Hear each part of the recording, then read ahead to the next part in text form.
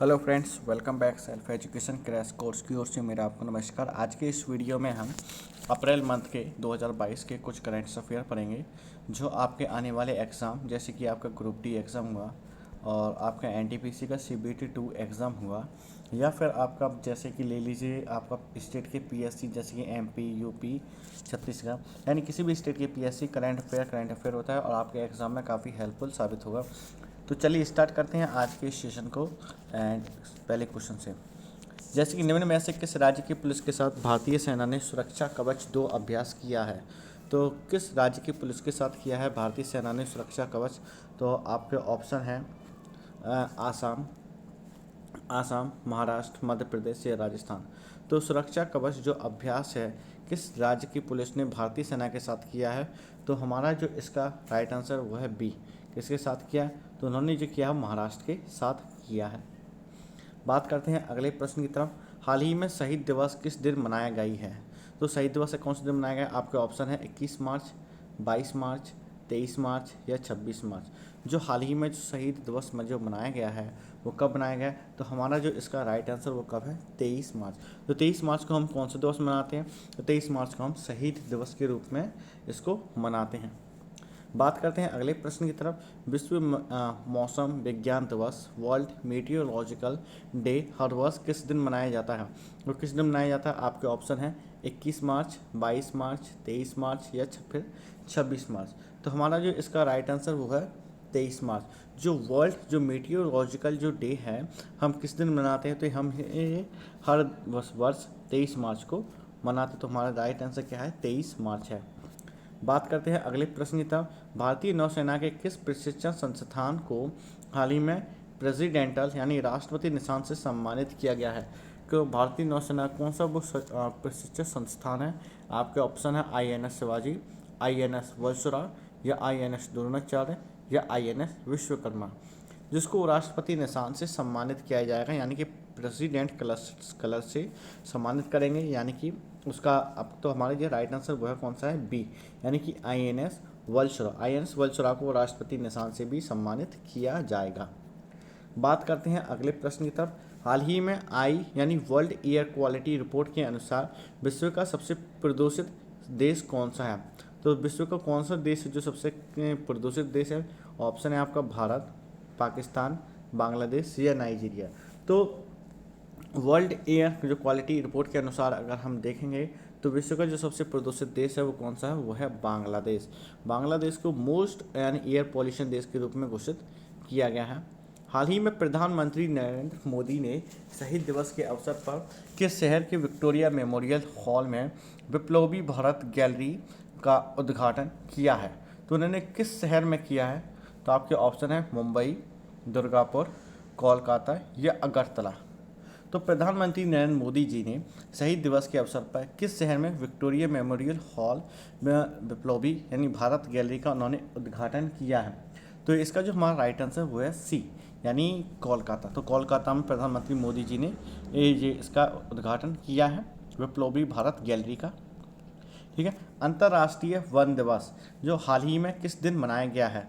जो international forest day है तो हमने कब मनाते हैं? आपके ऑप्शन है 21 मार्च, 22 मार्च, 23 मार्च या फिर 26 मार्च। जो इंटरनेशनल डे ऑफ फॉरेस्ट है तो हम कब मनाते हैं? तो हमारा राइट आंसर वो है 21 मार्च को। तो 21 मार्च को हम अंतर्राष्ट्रीय वन दिवस के रूप में मनाया जाता है।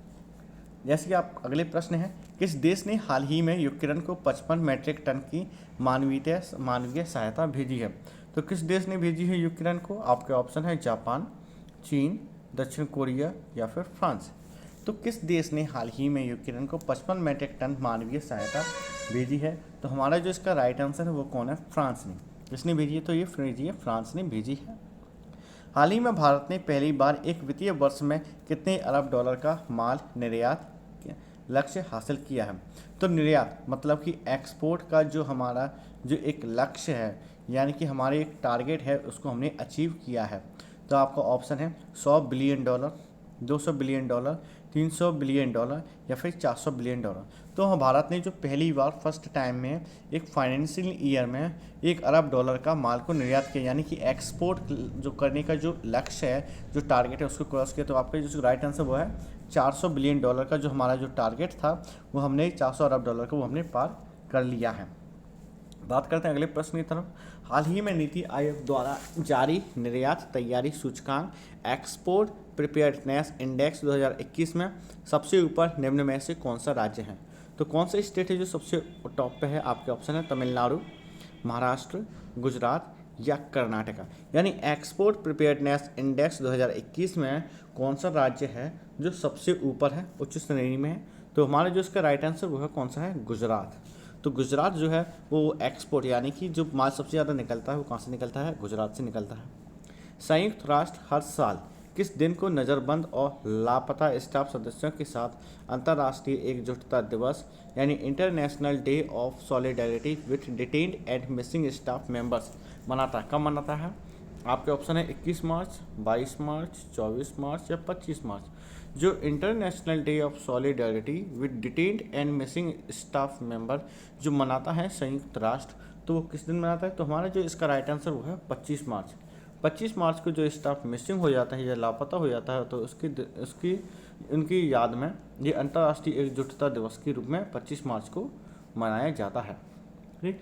हाल ही में उत्तरी अटलांटिक संधि संगठन यानी कि नाटो यानी नॉर्थ अटलांटिक ट्रीटी ऑर्गेनाइजेशन ने के जो महासचिव है जेंस स्टोल्टेनबर्ग के कार्यकाल को कब तक के लिए बढ़ा दिया गया है? तो इनका जो टाइम पीरियड है वो और एक्सपेंड कर दिया गया है। कौन है? नाटो के जो महासचिव हैं जेंस स्टोल्टेनबर्ग। तो वो इसकी जो लिमिट है कहाँ तक बढ़ाई गई है?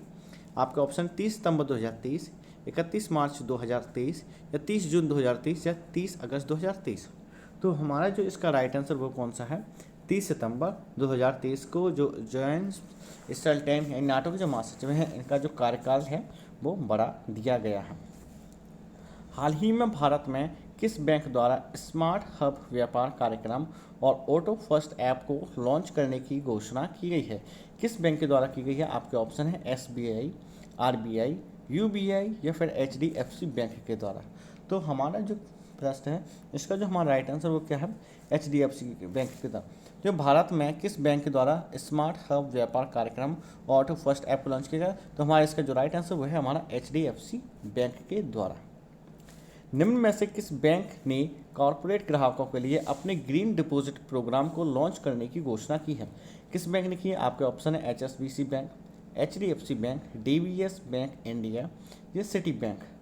तो जो एक ग्रीन डिपॉजिट जो प्रोग्राम है किस बैंक ने कॉरपोरेट ग्राहकों के लिए इसको मतलब तैयार किया है या इसको लॉन्च करने की इन्होंने घोषणा की है? तो हमारा जो इसका राइट आंसर वो कौन सा है? DBS बैंक इंडिया ने इसको लॉन्च करने की घोषणा की गई है। हाल ही में निम्न में से किस केंद्रीय मंत्री ने नई दिल्ली में ग्रे वाटर प्रबंधन के लिए सुजलजम 2.0 अभियान की शुरुआत की है? तो किसने की है? हमारे ऑप्शन हैं अनुराग ठाकुर, गजेंद्र सिंह शेखावत, अर्जुन राम मेघवाल या धर्मेंद्र प्रधान। तो हमारा जो इसका राइट आंसर वो है कौन है? गजेंद्र सिंह शेखावत। जो हमारे जो कैबिनेट मिनिस्टर हैं ग्रे वाटर प्रबंधन के लिए जो सुजलम 2.0 जो अभियान की जो शुरुआत की है वो गजेंद्र सिंह शेखावत जी ने की है। तो गजेंद्र सिंह शेखावत इसका राइट आंसर है। जो केंद्रीय महिला एवं बाल विकास मंत्री हैं और न्यू दिल्ली में भारत भाग्य विधाता उत्सव का उद्घाटन किया है। तो आपसे ये पूछा गया है तो हमारे जो कैबिनेट जो महिला एवं बाल विकास मंत्री वो कौन है? आपके ऑप्शन है गिरिराज सिंह, हरदीप सिंह पुरी, स्मृति ईरानी या धर्मेंद्र प्रधान। तो महिला बाल विकास मंत्रालय जो दिया गया है वो किसको दिया गया है? तो हमारा जो राइट आंसर वो कौन है? स्मृति ईरानी हैं जो इन्होंने को महिला एवं बाल विकास मंत्रालय दिया गया है। कहाँ? केंद्रीय कैबिनेट मंत्री नई दिल्ली में उन्होंने भारत भाग्य विधाता उत्सव का इन्होंने क्या किया? उद्घाटन किया। पाकिस्तान डे कब मनाया जाता है? सिंपल सा क्वेश्चन है तो इसमें हम ज़्यादा समय बेकार नहीं करेंगे। तो इसका जो हमारा राइट आंसर वो कौन सा है? 23 मार्च। 23 मार्च को पाकिस्तान डे मनाया जाता है। हाल ही में निम्न में से किस बैंक ने को ब्रांडेड क्रेडिट कार्ड के लिए IPL team Chennai super Kings के साथ साझेदारी की है? किस बैंक ने की है? आपके ऑप्शन है HSBC bank, ICICI bank, HDFC bank या SBI यानी कि स्टेट बैंक ऑफ इंडिया। तो IPL team Chennai super Kings के साथ जो साझेदारी की है यानी को ब्रांडेड जो क्रेडिट कार्ड है तो किस बैंक के द्वारा किया गया? तो हमारा इसका जो राइट आंसर वो कौन सा? ICICI बैंक के द्वारा ये जो टेनिस सुपर किंग्स टीम के साथ उन्होंने क्या किया? साझेदारी की है।